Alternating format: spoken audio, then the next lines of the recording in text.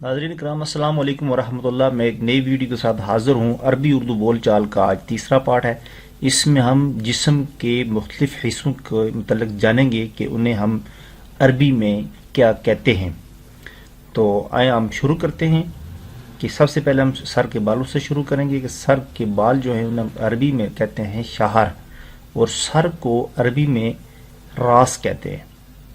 और जो हमारा चेहरा है इसको हम कहेंगे वजह, वजहुल करीम। एक दुरूशी भी आप सल्लल्लाहु अलैहि वसल्लम के चेहरे पाक के मतलब आप शायद आपके जहन में हो, तो चेहरे को हम कहेंगे वजह।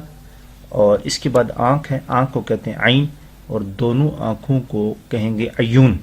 एक आँख होगी आइन और दोनों को जमा है करेंगे तो बोलेंगे अयून। नाक को कहते हैं अनफ, और गाल जो है इसे कहते हैं खद। और इसके साथ है जो हमारा मुंह है, मुंह को हम कहेंगे फाम, और होंठों को कहते हैं शफा। लिखने में शफा आएगा लेकिन पढ़ने में शफा आएगा। दांत को कहते हैं सिन, ज़्यादा दांत हों, दो हों या जितने भी हों उनको कहेंगे इसनैन। सिंगल दांत को सिन कहेंगे और ज़्यादा दांतों को इसनैन कहेंगे। इसके बाद है कान, कान को कहते हैं उज़ुन, और गर्दन को कहते हैं रकबा, सीने को कहते हैं सदर। और इसके साथ है पेट, पेट को कहते हैं बतन। लिखने में बतन आएगा लेकिन पढ़ने में बतन बोलेंगे। हाथ को कहते हैं यद, और दोनों हाथों को कहेंगे यदैन।